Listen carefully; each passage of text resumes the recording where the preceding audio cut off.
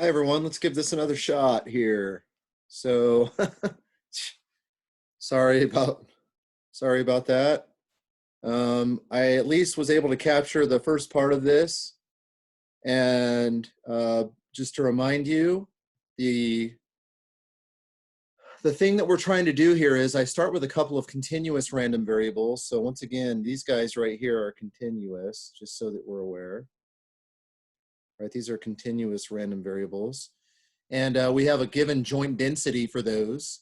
And then we transform those variables via some function and get a new random variable, y1 and y2. Okay, so I have a couple of functions there of the original random variables x1 and x2. And the question is, what is the new joint density? And incidentally, all of this works even if you only had one random variable, y1, and you were like just taking the sum of x1 and x2. All of this theory that we're sketching out here works even in that case. So it helps you deal with sums of random variables as well. Okay, so once you have a joint density, you could do any kind of function with these things and use this process we're going through here to figure out how to get the new joint density, the joint density corresponding to the new random variables y1 and y2.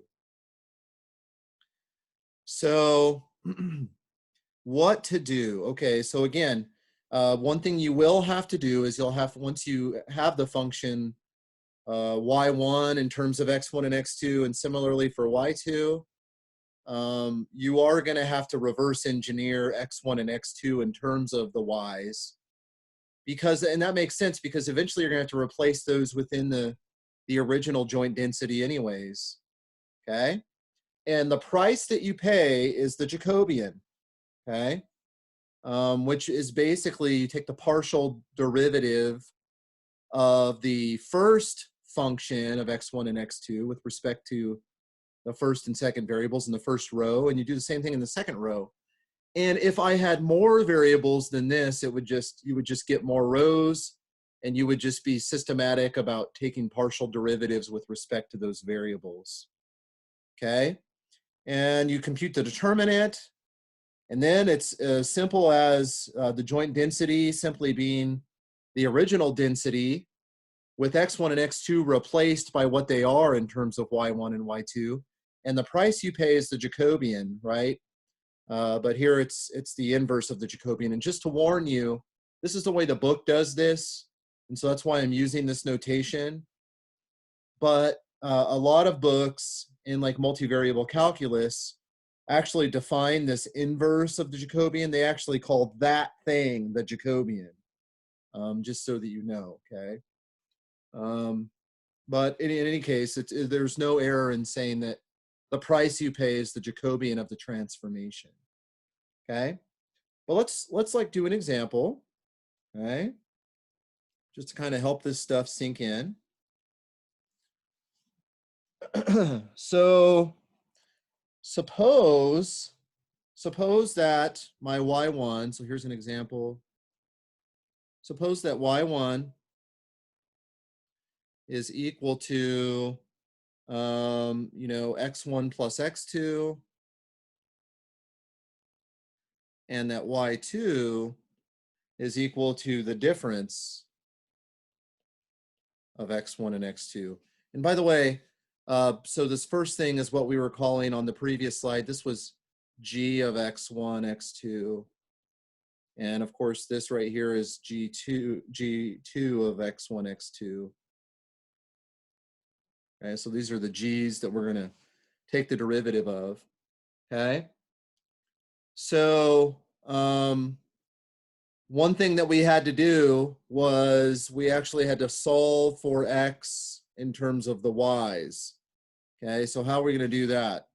Well, notice that what happens if I take y1 plus y2? So if I go y1 plus y2, look what happens. The x2's vanish and I just get 2x1, right? So in other words, I get that x1 is equal to 1/2 y1 plus y2. Okay. Well, adding y1 and y2 together worked out nicely. What would happen if I took the difference between y1 and y2?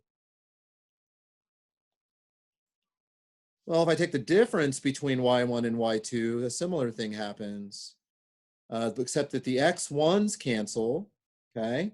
The x1s cancel, and I get two x2s, okay? And that gives me that x2 is equal to 1/2 y1 minus y2. And these are what we were calling, this is like h1 of y1, y2. That's what we called the h's on the previous board. Okay, so this is h2 of y1, y2. Okay. So what now? Well, let's compute the Jacobian. Okay, the Jacobian of x1 and x2. I'm using lowercase letters because eventually that's what the integral is going to be in terms of, and we're going to have to replace x1 and x2 with their respective values in terms of y1 and y2. Okay, but remember, this was, I take the partial of g1 with respect to x1. Okay, so what is the partial of g1 with respect to x1? Okay, so think about it for a second. Okay, here is g1 up here. What is the partial of that thing with respect to x1? Well, it's 1. Okay, and remember, when you take partial derivatives with respect to a variable, that's the variable and everything else is thought of as being fixed. What's the partial of that with respect to x2? Well, that's 1. Okay, and then similarly, I want to take the partials of g2 with respect to x1 and x2. Okay, and that's 1 and minus 1. Okay, all right, so let's see here. What is that? What is that? Okay, if I compute this determinant, it's going to be 1 times -1, which is -1. So 1 times -1, which is -1, minus 1 times 1. So it's -2. That's interesting. Okay.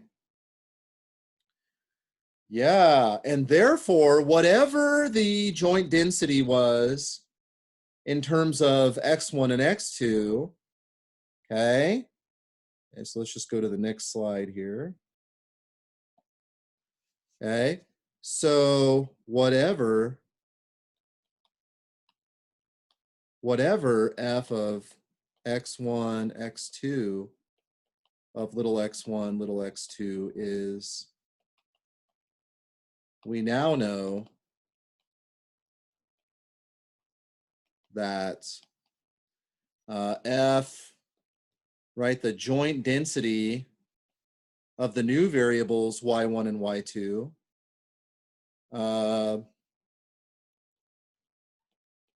is going to be equal to the original density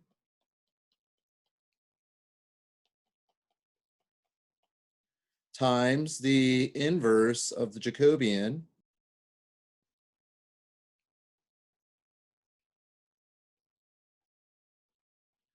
the inverse of the absolute value of the Jacobian. Okay, so one thing I would point out here is, look, the Jacobian, we got -2. Okay, so this is a good example because it shows you, you take the absolute value of that Jacobian. Okay, this is kind of like a distortion factor for like the areas of what used to be rectangles. And so since we're talking about areas, weighting these things by areas makes sense. You would end up taking absolute values. Okay, but in this case, what was x1? Okay, remember, what did we have? So just to remind you, y1 was equal to x1 plus x2. And what is y2? Well, that was x1 minus x2. And what did we determine that x1 was? X1 was 1/2 y1 plus y2. and x2 is 1/2 y1 minus y2. Okay, so that enables us to actually replace some stuff in the original thing. Okay, so I'm going to put that there and there. Okay, and then this guy is going to go here and here, although that's kind of stupid in this case because there aren't any x's in the Jacobian. It's just a constant. You know what I'm saying? Okay, so what does this thing end up equaling? Well, it's going to be the original density, and I replace x1 with just y1 plus y2 over 2. So I replace the first variable by that, and I replace the second variable by this. And then, of course, the inverse of the Jacobian is just 1/2. Okay? So in this particular transformation that we had right here, in this particular transformation, this is how we get the joint density of the new variables in terms of the old. Okay? And I'll come back here in a minute and we'll do a specific application of this nice little formula.